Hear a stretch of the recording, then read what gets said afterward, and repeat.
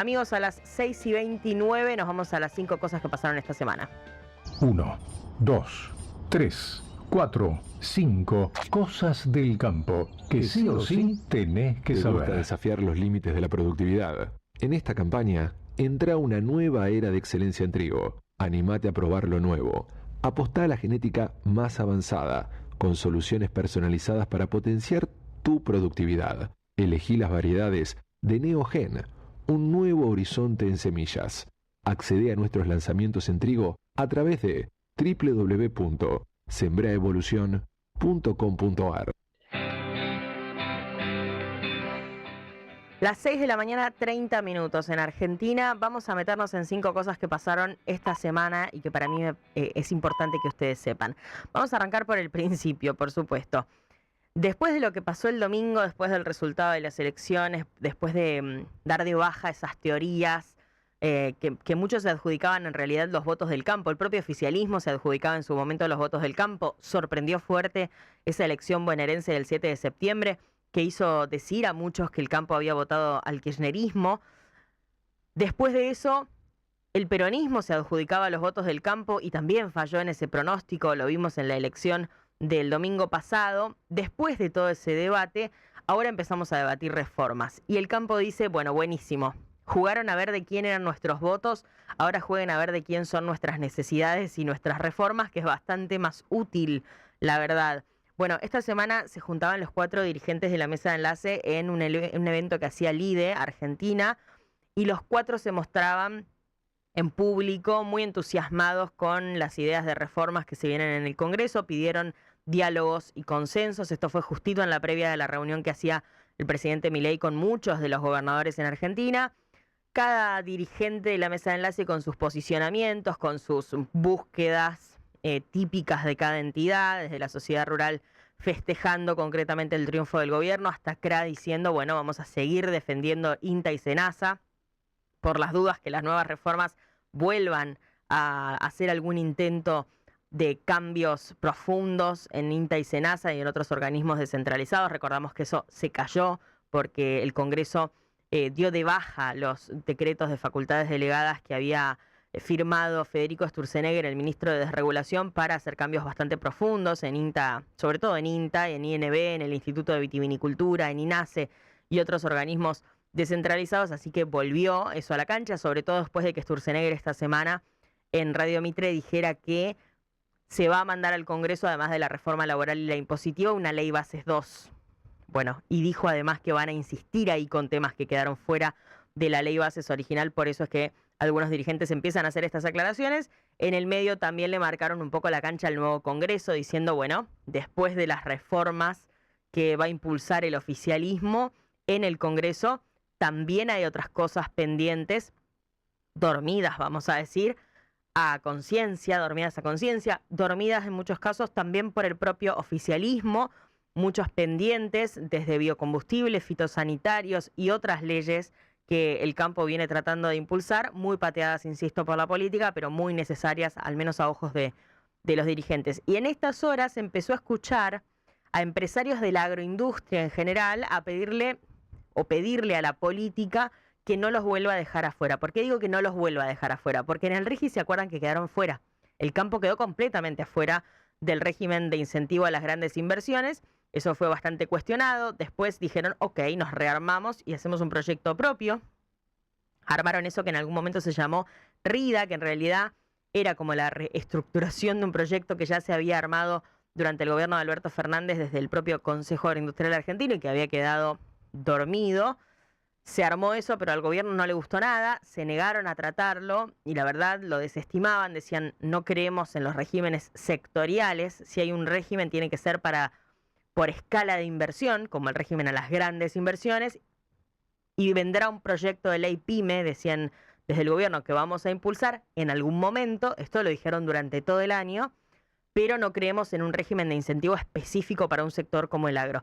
Lo cierto es que todo eso quedó dormido, el proyecto de ley PYME no aparecía, ahora aparece en formato de RIMI, ¿cuántos nombres, no? RIMI es el régimen de incentivo a las medianas inversiones, está incluido en el proyecto de reforma laboral del oficialismo y tiene algunos puntos interesantes, quizás no, quizás no tiene todos los puntos que tenía el régimen que el propio agro elaboró para sí mismo, por supuesto que no los tiene, son menos, es específico para compras de hacienda, para inversiones en genética bovina, para equipos de riego, tiene amortizaciones aceleradas, devolución de IVA, algunas cosas interesantes, insisto, acotadas, pero interesantes en definitiva, y que ahora, por supuesto, tendrá que probar suerte en el Congreso. Lo cierto es que, insisto con esto, escuchaba a Idígoras, el presidente de los agroexportadores, al final de esta semana decir, bueno, no nos vuelvan a dejar afuera. Él lo ponía en términos de, ya se eliminaron restricciones, se está trabajando bien en abrir mercados para que lo que se produce en Argentina llegue a nuevos destinos en el mundo, pero todavía Argentina tiene el sector más activo de su economía sin una ley de inversiones y así va a ser difícil crecer. Así que me parece que vamos a escuchar mucho de eso hasta que entren y una vez que entren también las reformas del oficialismo y del gobierno al Congreso. Segunda cosa, ayer se venció la baja de retenciones a la carne, a las carnes. ¿Se acuerdan que cuando el gobierno anunció que bajaban a cero los derechos de exportación o retenciones para los granos en esa necesidad de llegar a las elecciones, conteniendo el dólar, y antes de que Scott Bessent, el secretario del Tesoro de los Estados Unidos, anunciara el swap de $20.000 millones con Argentina, antes de que eso pasara, el gobierno necesitó un salvataje previo porque ni siquiera se llegaba bien a esperar terminar el acuerdo con Estados Unidos. En ese momento el gobierno decide bajar a cero las retenciones a todos los granos y los subproductos con condiciones. Tenía fecha de vencimiento el 31 de octubre o bien se iba a levantar antes la medida si se llegaba al objetivo de liquidación de divisas por agroexportaciones por $7.000 millones. El cuento ya lo saben, el final es claro, se llegó en 3 días a los $7.000 millones de liquidación por agroexportaciones, por ende eso se levantó. Sin embargo, cuando se anunció eso también se había anunciado que las retenciones a las carnes, vacuna y aviar se iban a bajar a cero hasta el 31 de octubre. Eso quedó, porque eso no estaba dentro del tope de los $7.000 millones. Después hay todo un debate sobre si se pudo aprovechar bien o no, porque tenía unas condiciones particulares que un exportador de granos muy grande puede asumir, pero que un exportador de carne no tiene tan fácil como liquidar el 90% de las divisas a los 3 días, siendo que es plata que todavía no recibió, no cobró, ni está tan cerca de cobrar. Bueno, no sé si fue especialmente aprovechable y aprovechado, pero sí significó un buen gesto, una buena señal, está visto así por los frigoríficos exportadores sobre todo, que claro, en estos días dijeron, bueno, es nuestro momento, salieron a jugar y a pedirle al gobierno en la última semana, che, se va a vencer, pero mira que si no se vence y se queda fijo, y en vez de 5%, las carnes pagan 0, como durante octubre, no solo Argentina podría exportar de una forma mucho más competitiva, siendo que la competitividad no se va a ganar por el tipo de cambio y el gobierno trató de ser muy claro ya en el último año, sobre todo en ese punto. Vos dejás de perder, le dicen los exportadores de carne al gobierno, nada más que $150 millones al año, que en términos de lo que se recauda por retenciones es verdad que es poco, bajando de 5 a 0, insisto, las retenciones de forma fija, y nosotros podemos ser mucho más competitivos. Bueno, en el gobierno dicen sí, buenísimo, no por ahora. No va a pasar por ahora. Toda esta semana, obviamente, consultábamos en el gobierno y en los frigoríficos si había gestiones y la verdad ni siquiera estaba entre las prioridades. Justo también quedó el vencimiento después de la semana de elecciones, así que adiós a esa medida que venció ayer. Tercera cosa, una decisión del gobierno que afortunadamente destrabó un conflicto en las economías regionales. En el último mes, y acá lo contamos el sábado pasado, se había empezado a ver que, por ejemplo, para la cosecha de arándanos, que es de las primeras cosechas de las producciones regionales de Argentina, no se estaba encontrando fácilmente una cantidad de personas para hacer esa cosecha, para mano de obra de esa cosecha. ¿Por qué? Porque se había vencido, así como vencen cosas, se había vencido en Argentina la compatibilidad que había decretado en su momento Alberto Fernández entre un trabajo temporario registrado y los planes sociales. O sea, vos cobrabas la asignación universal por hijo y no podías tomar un trabajo en blanco porque perdías la asignación universal por hijo, asignación que es fija, estable durante todo el año, mientras que el trabajo temporario que toman para hacer esta cosecha es justamente temporario, dura unos meses, mientras van bajando a lo largo de la Argentina cosechando distintas producciones.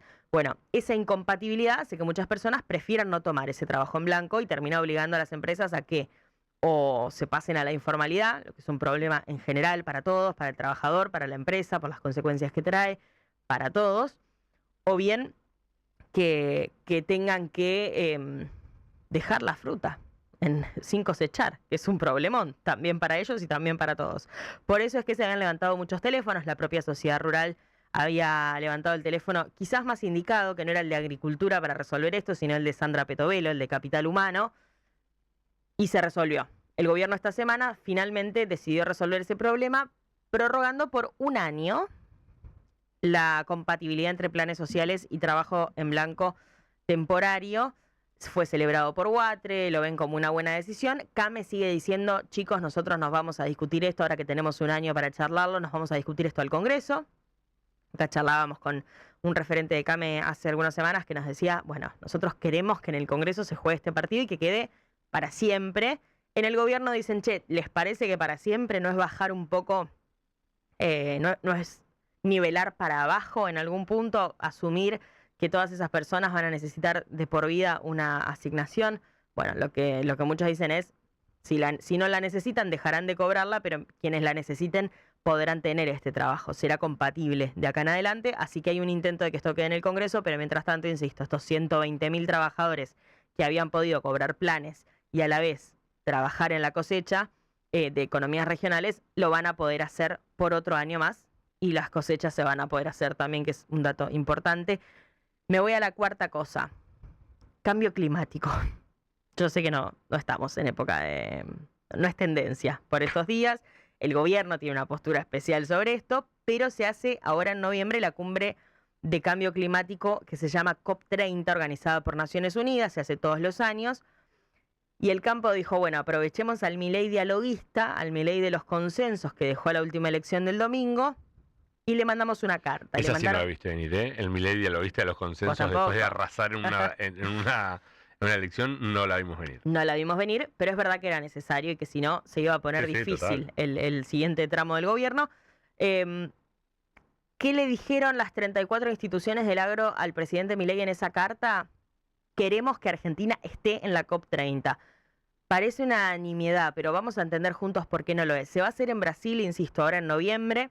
Y Argentina el año pasado, sobre la marcha de la COP anterior, la COP29, decidió retirar a la pequeña delegación argentina que estaba asistiendo y representando al país en esa cumbre.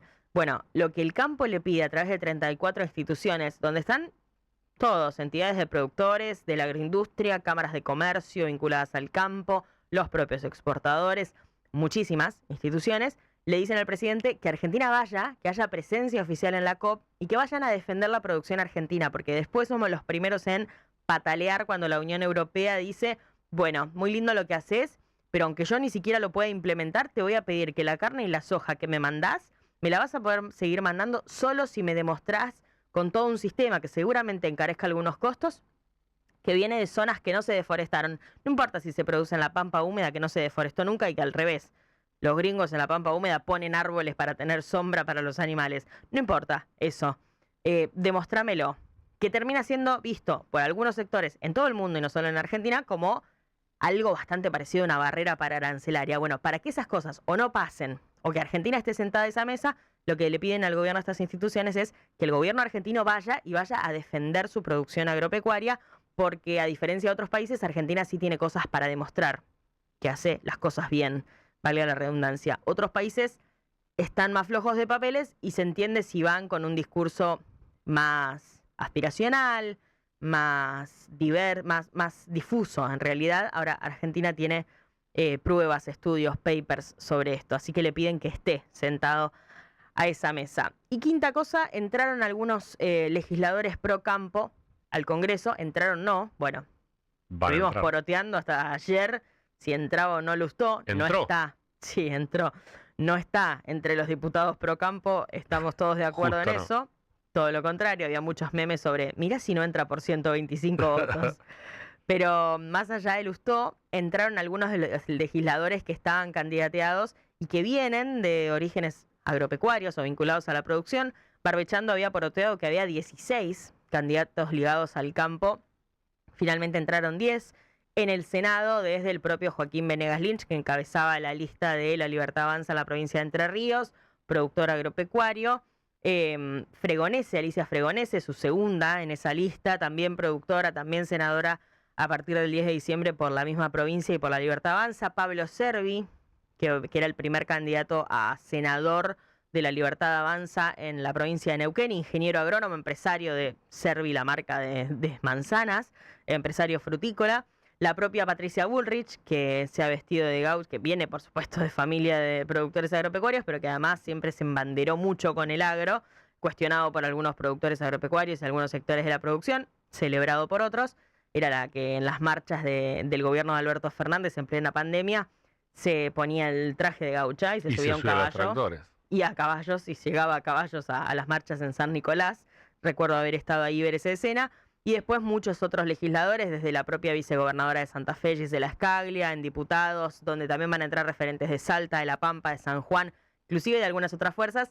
La mayoría de los legisladores nuevos vinculados a la producción vienen de La Libertad Avanza, de la Alianza Libertad Avanza y PRO, y todas estas entradas al Congreso obviamente ilusionan al campo con que se venga una agenda de reformas con impacto en los sectores productivos, además de la laboral, de la impositiva y del propio presupuesto. Hasta acá, amigos, 5 cosas que pasaron esta semana y que para mí ustedes tenían que saber.